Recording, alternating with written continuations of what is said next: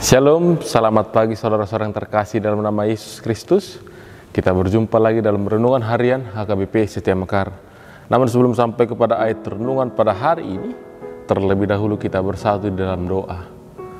Bapa yang baik, Bapa yang bertahta di kerajaan surga, terpujilah Engkau Tuhan karena kasih karunia-Mu yang senantiasa menyertai kami, sehingga kami boleh bangun dari tidur kami. Dan sebentar lagi Tuhan kami akan melakukan aktivitas kami. Namun terlebih dahulu kami rindu akan firman-Mu dan ingin mendengarkan firman-Mu. Ajari kami Tuhan untuk memahami firman-Mu. Terpujilah Engkau kini dan sepanjang segala masa. Amin. Saudara-saudari, Bapak Ibu yang terkasih dalam nama Yesus Kristus, yang menjadi ayat renungan harian di hari ini tanggal 25 Februari 2025, yaitu tertulis dalam kitab 1 Samuel pasal yang kedua, ayatnya yang ke-10. Saya bacakan firman Tuhan untuk kita semua. Orang yang berbantah dengan Tuhan akan dihancurkan, atas mereka ia mengguntur di langit. Tuhan mengadili bumi sampai ke ujung-ujungnya. Ia memberi kekuatan kepada raja yang diangkatnya dan meninggikan tanduk kekuatan orang yang diurapinya. Demikian firman Tuhan. Bapak Ibu yang terkasih dalam nama Yesus Kristus, saya mengangkat sebuah tema atau topik di dalam renungan ini, yaitu Tuhan berkuasa atas segala sesuatu. Tentu kita setuju dalam hal itu, yang dimana Tuhanlah yang berkuasa di setiap segala ciptaan yang ada di bumi ini. Bahkan dikatakan di firman Tuhan, Tuhan mengadili bumi sampai ke ujung-ujungnya.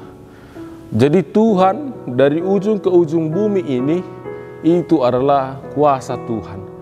Dia yang berhak berwewenang di dalam ciptaan yang ada di bumi ini. Dan ada peringatan, dan ini menjadi pesan bagi kita Bapak Ibu sekalian, yang dimana Tuhan akan menghancurkan orang yang berbantah kepada Tuhan. Berbantah kepada Tuhan seperti apa? Misalnya dia tidak percaya kepada Tuhan, dia melawan Tuhan, dia menguji Tuhan dan mencobai Tuhan, bahkan tidak menghayati Tuhan menyertai hidupnya.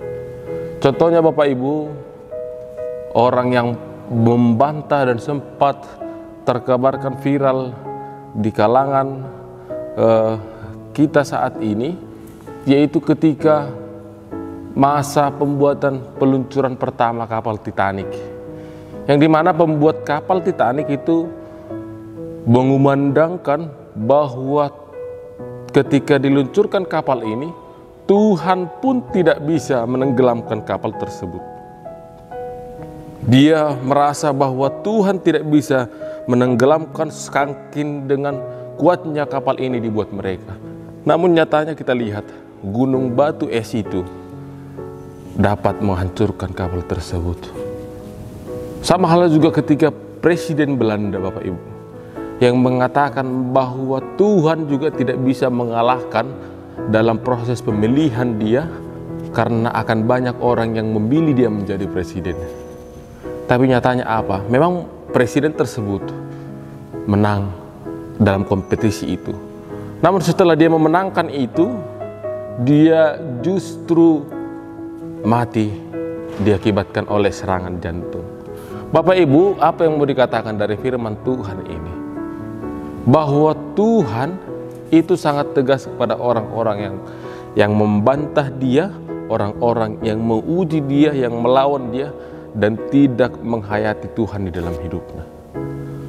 Oleh sebab itu, mari kita jangan seperti orang-orang tersebut yang kita contohkan tadi. Mari kita hayati bahwa karena Tuhanlah di dalam hidup ini membuat kita menjadi bisa seperti saat ini. Karena penyertaan Tuhan yang senantiasa menyertai hidupku, sehingga saya boleh berdiri, bekerja sampai saat ini. Bukan karena kekuatan kita, tetapi karena Tuhanlah yang memiliki kekuatan itu.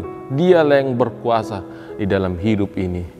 Mari kita rendahkan diri kita, kita puji Dia, sebab orang yang taat akan Dia, Tuhan yang takut akan orang yang takut akan Tuhan akan diberikannya kekuatan. Sama halnya dengan pemilihan Daud, yang dimana dia dipilih oleh Tuhan, diangkat, dan dia diberikan kekuatan, dan roh Tuhan selalu menyertai di dalam proses pemerintahan Raja Daud. Mari saudaraku, kita lakukan, kita puji Tuhan itu. Kita harus sadari bahwa Tuhanlah yang senantiasa memberkati kehidupanku, dan Tuhanlah yang menjadikan aku menjadi seperti ini. Mari kita hayati di dalam hati kita, sehingga kita selalu bersyukur kepada Tuhan dan merendahkan diri di hadapannya. Selamat beraktivitas, Tuhan Yesus memberkati. Amin.